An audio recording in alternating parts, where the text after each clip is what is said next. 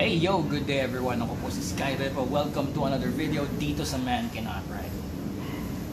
Ang pinakamahirap sa pag-aaral ng mga proper riding skills ay yung meron kang maririnig na A, meron kang maririnig na B, tapos sila ay either nagbabanggaan o magkataliwas na mga paniniwala. Ang mas mahirap pa nito, kapag tinesting mo na sa ride mo, mapapatunayan mo na tama yung A, pero tama din yung B. Yun nga lang, magkaiba sila ng sinasabi. Okay, so hayaan yung i-share ko sa inyo yung tatlo sa mga bagay na natutunan ko na nakatulong sa akin para ma-resolve yung ganitong mga conflicts.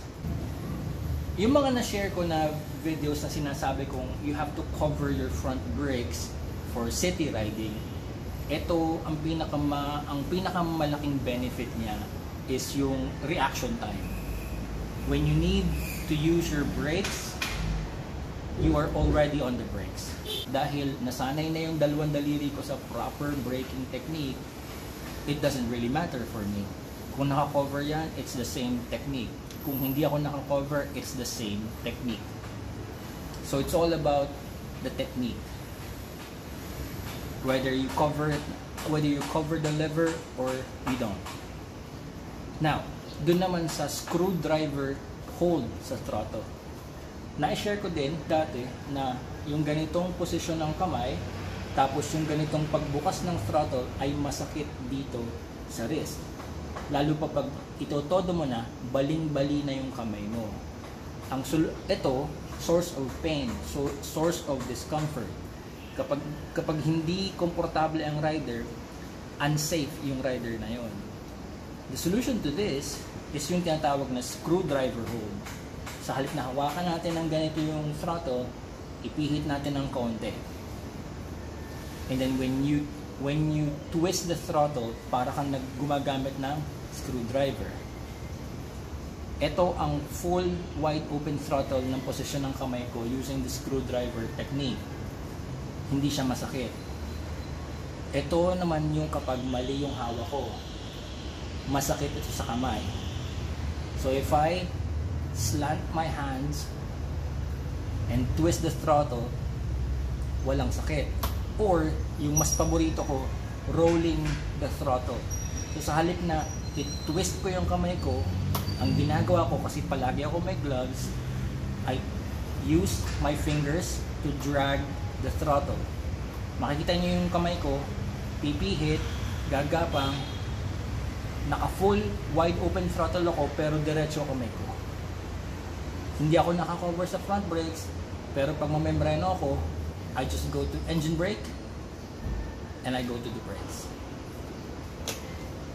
So it does not really matter kung sinusunod mo yung technique A, technique B, technique C, technique D. It doesn't matter. As long as yung lahat ng techniques na yun ay proper riding skills. As long as yung mga techniques na yun ay may kanya-kanyang benefits at alam mo kung kailan gagamitin yung mga yun. I cover the front brakes kapag city riding because inaabangan ko, kailangan ko yung reaction time. When cruising, I don't cover the front brakes dahil gusto ko na meron akong pahinga yung kamay ko, na re-relax ko yung mga daliri ko. When I'm up on the mountains na paahon, I use the screwdriver. When I'm going downhill, I cover the front brakes. I cannot use the screwdriver, but I cover the front brakes. Sometimes, I use the screwdriver, I cover the brakes, I use slant position, or I roll on the throttle. See, naghahalo-halo na yung sinasabi kong mga technique. But, ang bottom line dito is yung tatlong bagay na natutunan ko. At natutunan ko to kay Keith Code. Keithcode. I-google nyo na lang siya. Si Keith Code is arguably one of the most advanced motorcycle instructor na nakapagturo sa iba pang mga motorcycle instructors. So yung mga motorcycle instructors na makikita nyo ngayon sa social media, maaaring nag-aral sila kay Keith Code. Now, ang sabi ni Keith Code, Actually, 3 bagay yung napulot ko sa mga lessons niya. Number 1 is total control. Yun yung pinakamahalaga. We should be in control of our motorcycle. Hindi yung baligtad na sumusunod lang tayo sa ginagawa ng motor natin. Dapat yung motor ang susunod sa gusto nating inputs. So, total control. Number 2, total comfort. Actually, sabi nga ni Keith Code, dapat daw buong-buo yung control natin, buong-buo rin yung comfort natin at the same time. Kasi minsan, may mga riders na full control of the bike, pero hindi sila komportable. Katulad ng sabi ko kanina, ang isang rider na hindi komportable sa pag-ride, hindi siya safe na rider. You have to be comfortable with your bike to be in control of the bike.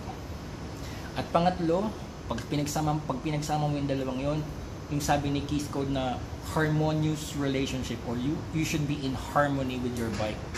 Ibig sabihin, you and your bike should be one. Kaya mong kontrolin yung motor, whatever technique you are using, at kaya mong basahin o pakiramdaman yung feedback na binibigay sa'yo ng motor, at kaya mong i-adjust yung skills mo para makontrol mo kung ano yung gusto mong maging resulta ng ride ng iyong motor. That's being in harmony with your bike. Tapos, samahan natin ang bonus dito. Ang sabi niya is, with the least amount of effort. Ibig sabihin nito, you have to have 100% control, 100% comfort. You should be one with the bike, in harmony with the bike. And you should be doing that with the least amount of effort. Ibig sabihin, hindi pwede yung masyado kang maraming galaw, masyado kang maraming...